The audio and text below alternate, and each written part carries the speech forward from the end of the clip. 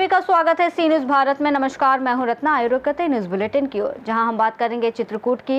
जहां बता दें कि यातायात सुरक्षा माह अभियान का शुभारंभ करते हुए लोगों को सड़क सुरक्षा के प्रति जागरूक किया गया। इसी के साथ आगे बात करेंगे गढ़चिरौली की, जहाँ एटापल्ली नगर पंचायत पर बीजेपी का भगवा लहराया। ऐसी तमाम खबरों पर विस्तार से चर्चा करेंगे न्यूज बुलेटिन में। जिलाधिकारी पुलकित गर्ग, पुलिस अधीक्षक अरुण कुमार सिंह ने नवंबर महीने में संचालित होने वाले यातायात सुरक्षा माह अभियान का शुभारंभ करते हुए लोगों को सड़क सुरक्षा के प्रति जागरूक किया। जिम्मेदार ड्राइविंग, हेलमेट, सीट बेल्ट के अनिवार्य उपयोग पर जोर देते हुए कहा कि यातायात नियमों का पालन कर ही दुर्घटनाओं को रोका जा सकता है। इस दौरान अधिकारियों और स्कूली छात्रों को भी सड़क सुरक्षा की शपथ दिलाई गई। बस स्टैंड करवी से जिलाधिकारी पुलकित गर्ग और पुलिस अधीक्षक अरुण कुमार सिंह ने जनप्रतिनिधियों के साथ मिलकर जागरूकता रैली को हरी झंडी दिखाकर रवाना किया। ये रैली शहर के प्रमुख मार्गों से होते हुए पुनः बस स्टैंड करवी पर समाप्त हुई। उत्तर प्रदेश पुलिस हर वर्ष नवंबर माह को यातायात जागरूकता माह के रूप में मनाती है। जागरूकता यातायात सुरक्षा के लिए एक अहम हिस्सा है, इसी नाते ये आयोजन होता है। और इसमें हम लोग विभिन्न स्कूलों कॉलेजों में जाते हैं। जो हमारे यातायात से जुड़े हिस्से हैं, जैसे ऑटो रिक्शा ड्राइवर हैं, टेम्पो ड्राइवर हैं, ट्रक ड्राइवर हैं, बस ड्राइवर हैं, इनसे भी गोष्ठियाँ करते हैं। आम नागरिक, संभ्रांत नागरिक और जनप्रतिनिधिगण जिनका कि समाज में कहीं न कहीं उनके बात का लोग वजन रखते हैं, उनके बीच जाते हैं। कुल मिलाकर के पूरा प्रयास ये होता है कि लोगों को हम जागरूक करें कि इन्फोर्समेंट के भय से नहीं, कि हमारा चालान हो जाएगा इस डर से नहीं, बल्कि अपने अंदर आत्मानुशासन पैदा करके अगर यातायात नियमों का पालन करेंगे तो ये उनके लिए भी, समाज के लिए, देश के लिए लाभदायक होगा। सबसे बड़ी चीज़ होती है कि अगर यातायात नियमों का ठीक से पालन होने लगे तो उसमें कमी आएगी जो हमारी जनहानि होती है एक्सीडेंट्स, रोड एक्सीडेंट्स में। हिंदुस्तान के आंकड़ों को अगर आप देखेंगे तो जितने लोगों की हत्याएं होती हैं पूरे एक वर्ष में, उससे कई गुना ज़्यादा लोग रोड एक्सीडेंट में मारे जाते हैं। जनशक्ति की क्षति दोनों में होती है, लेकिन देखें इसमें कई गुना होती है और अकारण हमारी थोड़ी सी असावधानी के कारण होती है। तो उसको अगर हम ठीक कर लें तो उसी के पीछे ये पूरी मंशा लेकर के ये माह चलता है। आपके चैनलों के माध्यम से, अखबारों के माध्यम से, सोशल मीडिया के माध्यम से हम लोगों तक इस बात को पहुंचाएंगे, स्कूलों कॉलेजों में जाएंगे, पहुंचाएंगे, बच्चों को जोड़ेंगे, जिससे कि हमारी बात आम जन तक पहुंचे और लोग यातायात नियमों का पालन करने के लिए स्वयं से प्रतिबद्ध हों। चित्रकूट से सी न्यूज संवाददाता रोहित कुमार सिंह की रिपोर्ट।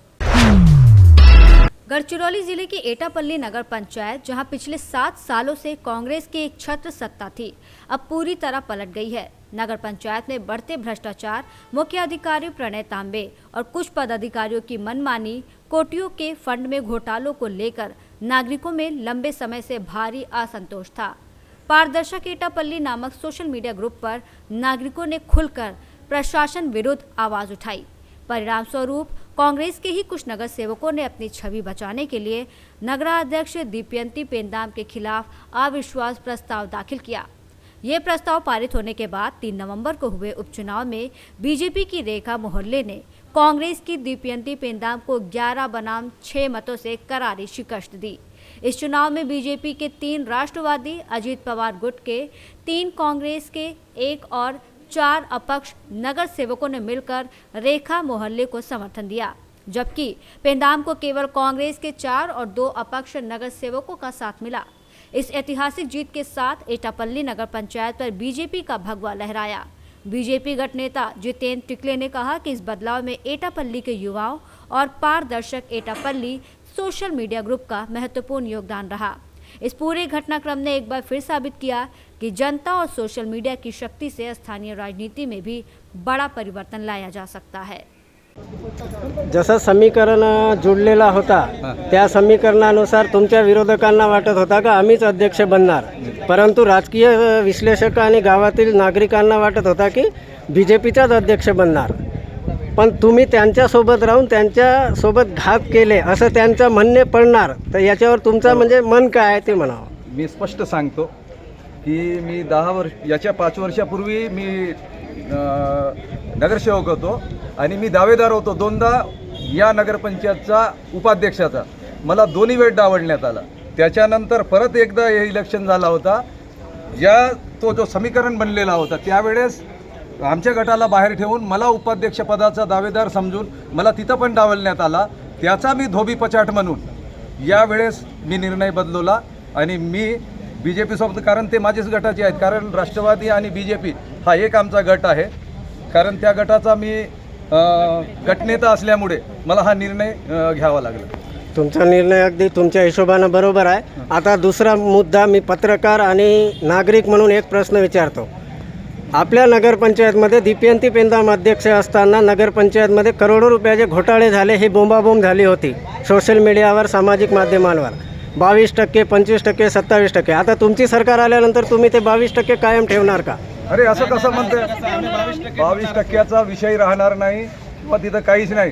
जोपर्यंत या नगरपंचायतचा पारदर्शकतेनुसार होईल आणि जो काही बिलोत येईल तो आम्ही नगरपंचायतच्या विकासासाठी तो फंड ठेवणार. हिस्सेदारी किंवा हे असलं फालतूचे धंदे होणार नाही. ज्या पद्धतीनं नियम ढाब्यावर टाकून 1 पैसा %, 2 पैसे % बिलोमध्ये कामं विकून आपले घरं भरण्याचे काम केले नगरसेवकांनी, ते आता चालेल की बंद कराल? नगरसेवक नव्हते याच्यात, त्याच्यामध्ये सर्व त्याचंच काम.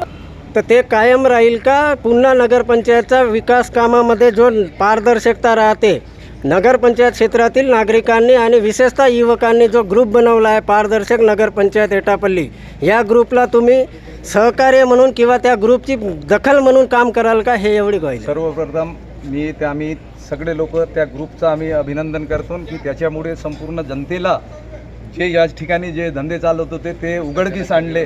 आपण पत्रकार लोकांनी सर्वप्रथम मी आपलं अभिनंदन करतो.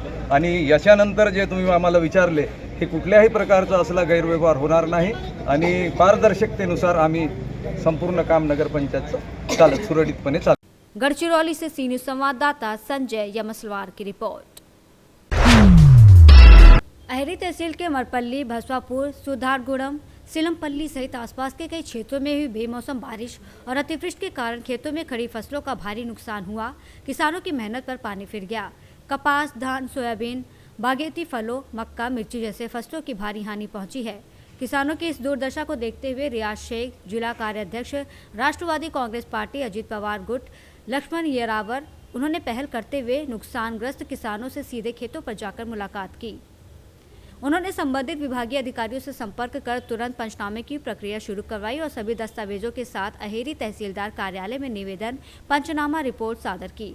इस अवसर पर तहसीलदार ने बताया कि अहेरी तहसील के अतिवृष्टि प्रभावित गांवों में पंचनामा प्रक्रिया जारी है, किसी भी किसान के साथ अन्याय नहीं होगा।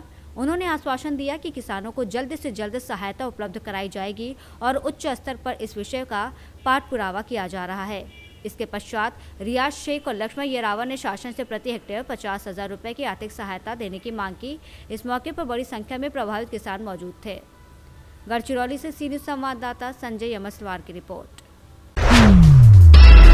थाना सिकंदराबाद पुलिस ने बड़ी सफलता हासिल करते हुए अंतर्राज्यीय चोरी गिरोह का पर्दाफाश किया है।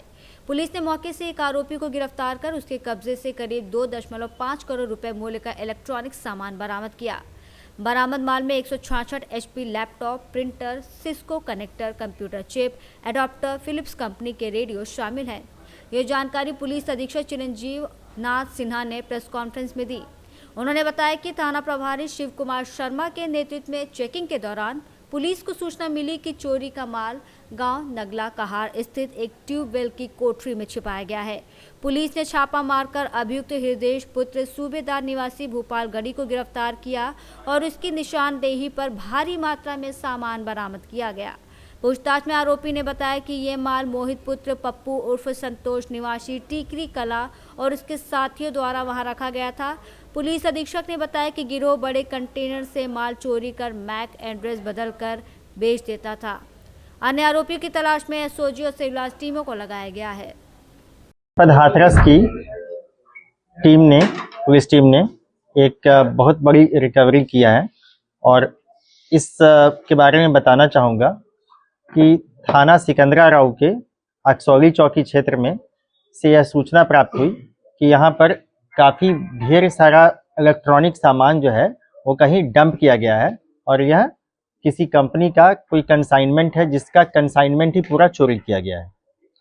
आपको पता है कि कंसाइनमेंट कभी जब कंपनी से सामान किसी वेंडर को जाता है तो पूरा कंसाइनमेंट कंपनी से बाहर आता है और वो ट्रांजिट में रहता है।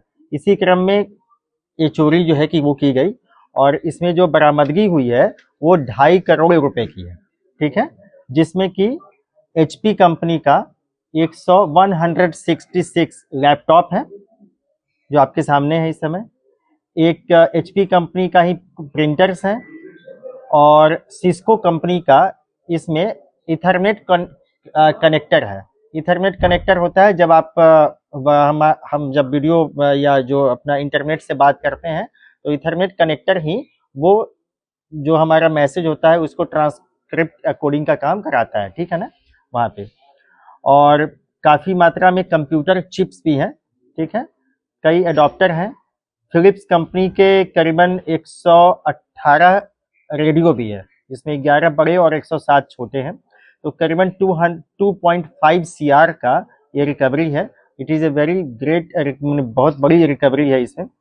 इसमें अभी एक जो अभियुक्त हृदय पुत्र सूबेदार निवासी जो सिकंदरा राव का है उसको अरेस्ट किया गया है। उससे काफ़ी मात्रा में उससे पूछताछ की जा रही है कि आखिर इसका मोडस ऑपरेंडी क्या है।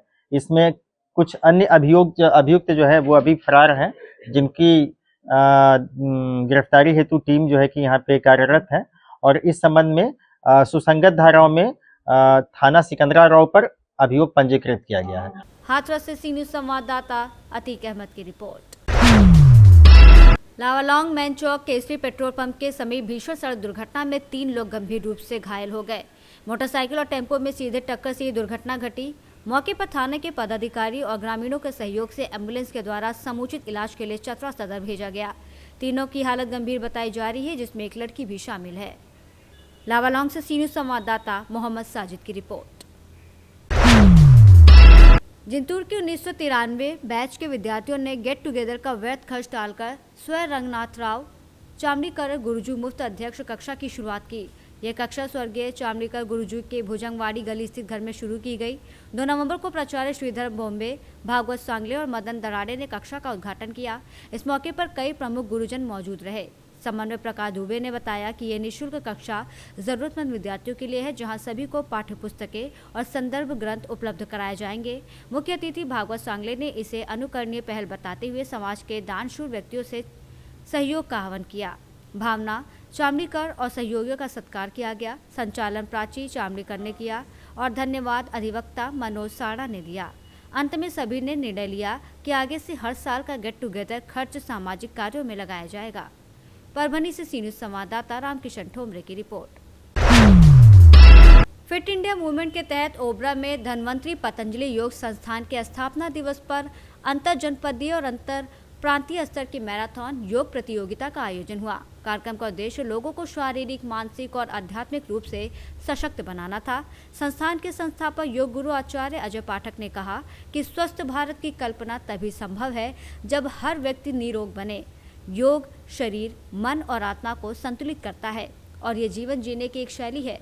उन्होंने बताया कि योग से तनाव, अवसाद और अनिद्रा जैसी समस्याएं दूर होती हैं और शरीर में ऊर्जा बनी रहती है।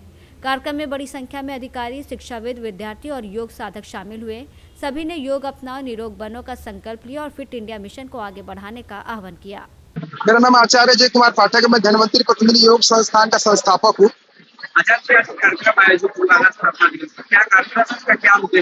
धन्वंतरी पतंजलि योग संस्थान की स्थापना दिवस के अवसर पर हम लोगों ने सोन मैराथन, जो प्रदेश स्तरीय सोन मैराथन की प्रतियोगिता और कला प्रतियोगिता का आयोजन किया, जिसमें बच्चों की प्रतिभा, जो स्थानीय बच्चे, हमारे आदिवासी बच्चे जो सोनभद्र से लेकर के पूरे प्रदेश से बच्चे यहाँ पर आए थे इस प्रतियोगिता में प्रतिभाग करने के लिए।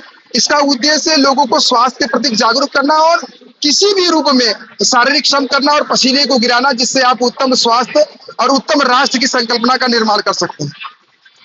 कहाँ के बच्चों ने प्रतिभाग किया? अभी 2 प्रदेश के बच्चे आए। उत्तर प्रदेश के बच्चे हैं, सोनभद्र पूरे जिले के बच्चे हैं, मिर्जापुर और दिल्ली और हरियाणा के बच्चों ने भी प्रतिभाग किया है।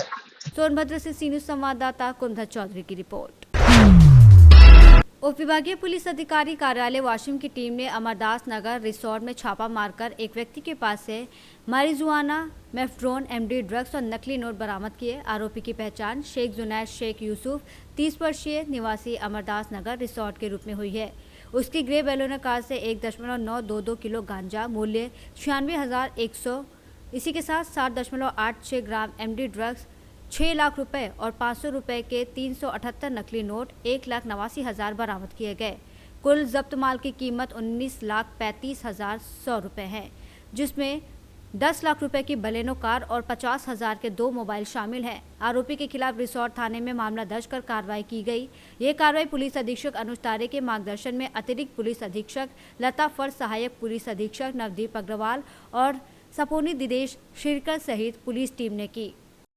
आज रोजी रिसोड ठाण्याची ज्युरिस्डिक्शनमध्ये एक आम्हाला गोपनीय माहिती मिळाली होती सकाळी की रिसोडमध्ये एक अमरदास नगर म्हणून आहे लोकॅलिटी, त्याच्यामध्ये एक ग्रे कलरची बोलेनो कार उभी आहे, त्याच्यामध्ये अंमली पदार्थ होण्याची शक्यता आहे।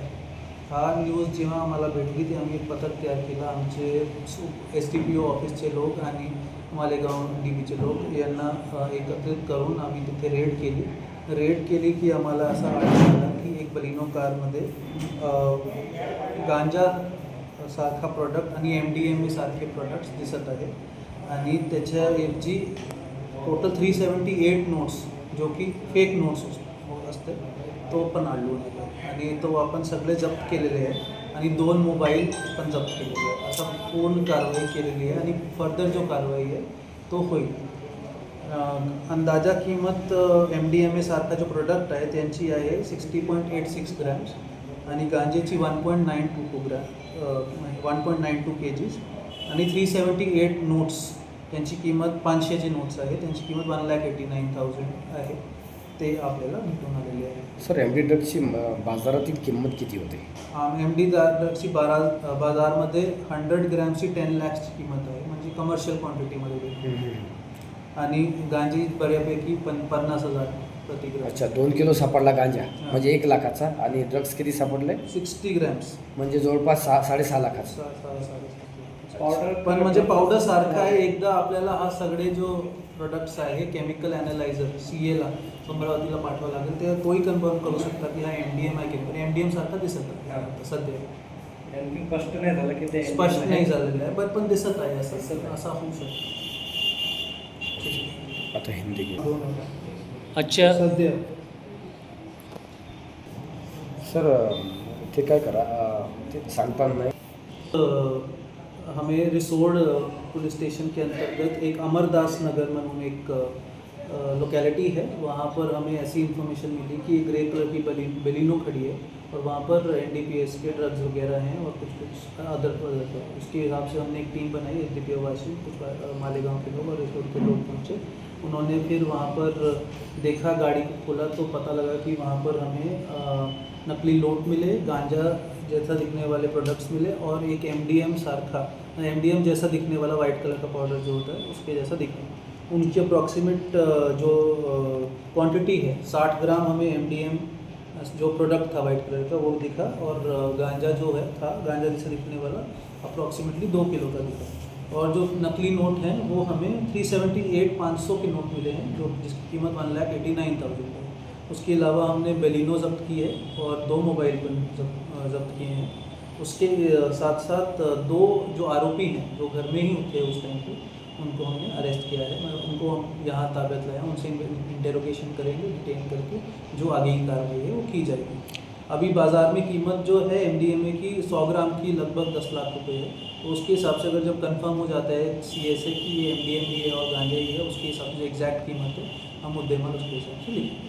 तो फिलहाल अगर वैसे देखा जाए कि अज्यूमिंग कि वो MDM ही है और गांजा ही है और वो सब है, तो अप्रॉक्सीमेटली हम कह सकते हैं कि 6 लाख का 6-6.5 लाख का MDM है, 1 लाख का गांजा है, 1,89,000 के नोट्स हैं, 2 मोबाइल हैं, वो आप समझ लीजिए कि 50,000 तक के हैं और बेलिनो गाड़ी जिसकी कीमत अंदाजा 10 लाख रुपये है। तो अगर टोटल करेंगे तो 17-18 20 लाख मतलब 18-19 लाख तक की कार्रवाई हुई अगर यही वाली ड्रग्स है जो हम अज्यूम कर रहे हैं। इसमें इन लोगों की साठगांठ कहाँ तक हो सकती है सर? इनकी सजा साठगांठ नेटवर्क है क्या कोई? नेटवर्क और नेटवर्क शामिल ये हो सकता है कि ये लोग मतलब ये इंटेरोगेशन करेंगे तो पता लगेगा कि कहाँ से आया है ये। बहुत सारे नेटवर्क्स हैं पूरे इंडिया में, जैसे कि ऐसा हो सकता है कि तेलंगाना वाली साइड से होते हुए एक चैनल है, एक उड़ीसा साइड से पता लगेगा उनके फ्रंट दोनों बैकवर्ड लिंकेज और कहाँ जा रहा था, लोकली डिस्ट्रीब्यूट होने वाला था या आगे जाने वाला था, वो सारी की सारी इन्फॉर्मेशन इंटेरोगेशन के बाद मिलेगी और हम कोशिश करेंगे जितना जो नेटवर्क है उसको पकड़ा जाए और उसके हिसाब से आगे की कार्रवाई की जाए। और ये आरोपी ये जो है आज पकड़े आपने, तो ये कितने दिन से ये कर रहे, कुछ इसकी मालूम? अभी एक बार उनको बुलाएंगे तो अभी इंटेरोगेशन कुछ भी नहीं ज़्यादा जानकारी, जो प्राइमा फेसी जो है प्रथम दर्शनी जो हमें मिली है माहिती उसके हिसाब से हमें उनको सब बता दें। एक बार इंटेरोगेशन होगी तो बहुत सारी चीज़ें और बताएगी कि एग्जैक्ट आरोपी कौन है, कौन किसने क्या किया, कैसे हुआ, वो सारी इन्फॉर्मेशन और उतना ही पुरावा इकट्ठा करना पड़ेगा, नहीं तो NDPS जो ये कार्रवाई है क्योंकि बहुत स्ट्रिक्ट कार्रवाई है, 20 साल की सज़ा रहती है इसमें, तो वो जब तक पूरे पुरावे नहीं होंगे तब तक पनिशमेंट नहीं होता, तो हमें बहुत और भी ज़्यादा बहुत बारीकी से काम करना पड़ेगा इस चीज़ के अंदर। इसके आईओ जो है रामेश्वर चौहान साहब को दिए, तो मुझे आशा है कि बहुत अच्छे से वो कार्रवाई होगी। वाशिम से सी न्यूज़ संवाददाता नागेश अवचार की रिपोर्ट। इस बुलेटिन में फिलहाल इतना ही। देश और दुनिया की तमाम बड़ी खबरों के लिए देखते रहिए सी न्यूज़ भारत।